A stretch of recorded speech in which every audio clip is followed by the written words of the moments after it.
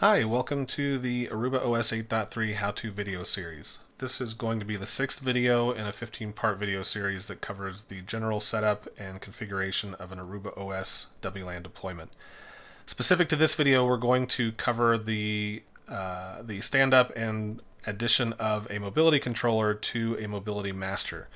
So the screen that you see right here is going to be our first virtual mobility controller that we're going to set up.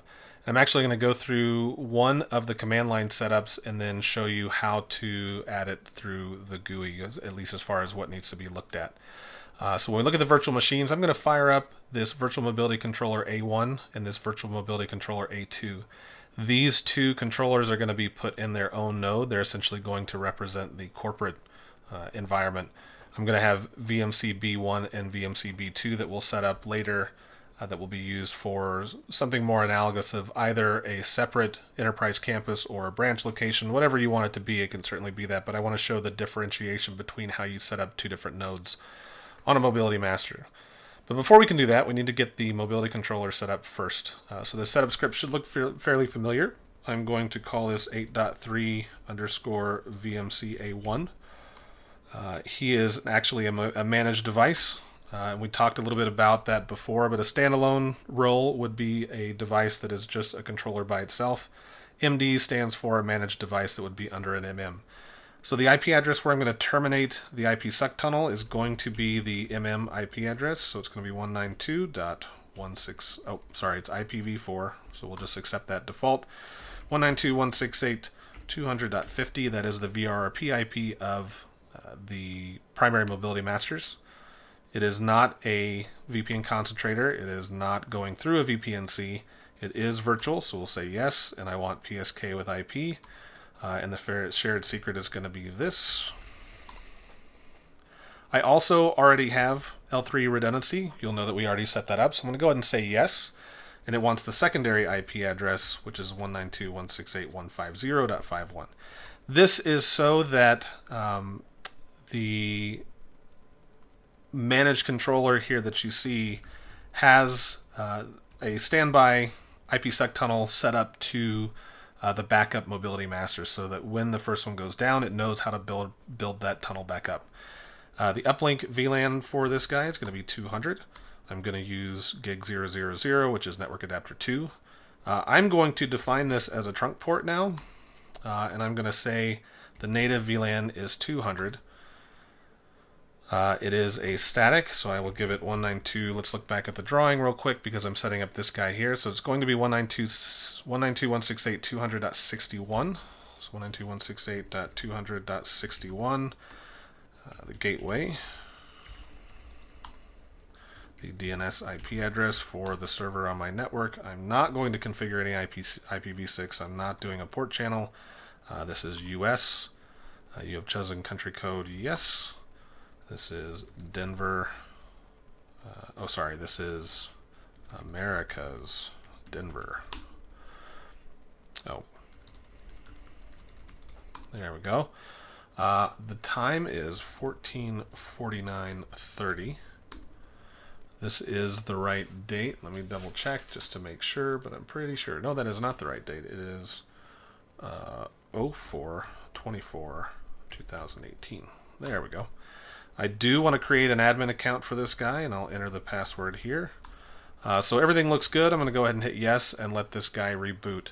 I'm going to walk through this other controller's config, but I'm not going to record it just so we don't waste time in the video.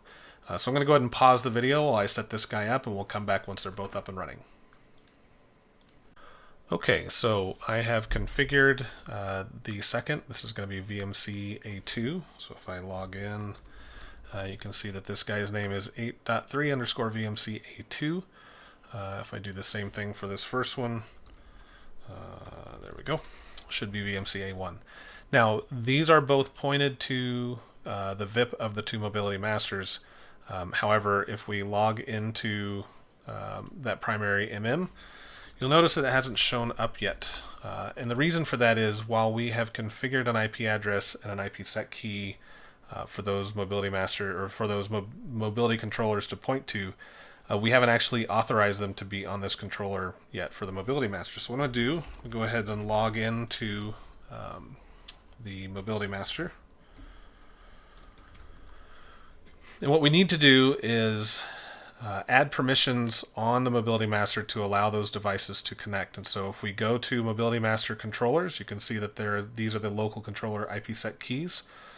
So what I'm going to do is I'm going to add the IP address for the two VMCs that we have, which is 61, and the FIPS.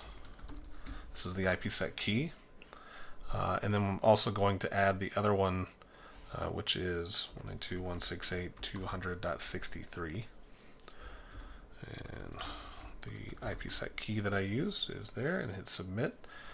Now I need to write these changes in because they get written into the config. Now, if you want to, you could certainly have one global.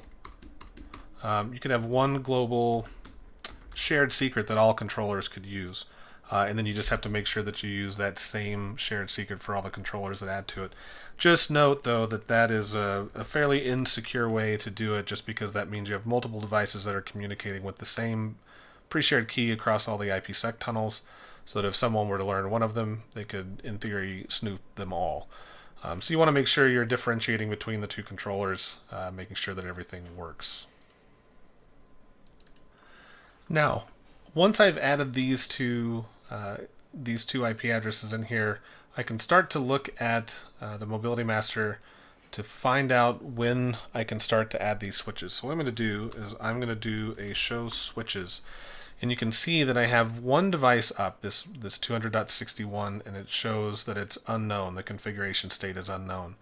I can also do a show crypto IPsec SA, and you can see that I have 3 IPsec tunnels up, but I'm missing this other one.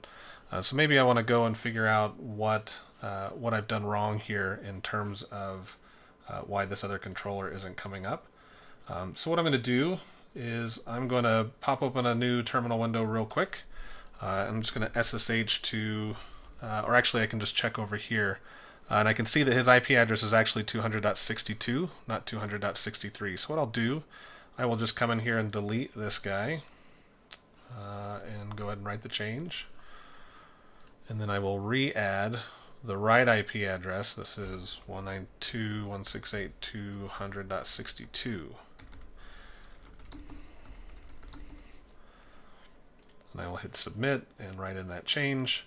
And then what I should see eventually is I should see this other controller come up when I run a show switches on here. Now it does take a few minutes because the other controller needs to basically hit a retry timer. So what we'll do is we're going to add a couple different switches, or a couple different ways to add this switch. We'll do it through the GUI first. Now, so the way the Mobility Master initially tracks a new device is by the hardware MAC address of this controller. So you can see this last one is DBBD. That's nice. So if I were to come over here and do a show inventory, you can see that I'm looking for this hardware MAC address of the controller, which is DBBD. So from the GUI, we'll do a quick tour of AOS 8, but this is the highest node of the Mobility Master. This is kind of where all the global configuration is going to be stored. What I want to do is I want to create a group underneath the global, and we'll call this A, or we'll call this Campus A. That will work. That way it matches the VMC names that we've already picked. So I'm going to go ahead and hit submit. Now inside here is where I want to put those first two controllers, and so first I'll go ahead and click the plus sign again. I'm going to add a controller, and we'll call this 8.3_VMC A1 because that's the one I'm adding. And the MAC address, if I want to copy it out of here, is going to be this right there. So I'll go ahead and hit copy and come over here and hit paste. And then I need to choose the type of controller. It's actually an MCVA controller, so I'm going to go ahead and hit submit. And so what's going to happen after I hit this deploy changes is the state of this switch is going to be changed. The Mobility Master will move it into this Campus A group, and then any configuration that is inherited or a part of that group, either the global or within Campus A, will show up as the configuration in this device. Initially, the IP address and the other settings that we configured in the startup script for the controller will also be pushed up to the MM so that we'll know the IP address and what the VLAN config looks like. From the other side, and let's go ahead and check the show switches and see if this guy has shown up now, which it has. So now I see .62. I'm going to go ahead and copy this guy's MAC address. Now in this case, we'll go ahead and add it from the command line. So I'm going to do, I'm going to cd to the MM. This is the global MM node. I'm going to do a config T, and then I will do a configuration device, and then I'm going to go through all of the different kind of help contexts within each command, but it's going to ask for the MAC address. So I'm going to go ahead and paste that in. Then it asks for the device model, which is, if you do another question mark, is MCVA. And then it's going to ask for the config path, which we want to cite as MD / and what we called it in the GUI, if we go back and look really quick, was campus-A. So I'm going to say MD campus-A, and I'm going to see if there's any other commands I need to enter, and there's not, so I'm going to go ahead and hit enter, and that will add the second device. So I'm going to give it a few seconds, but if I do a show switches, I should eventually see these devices show back up under the new group, but because they're inheriting a config, they're actually rebooting. If I were to go back and look at this guy, I should see him reboot in a few minutes.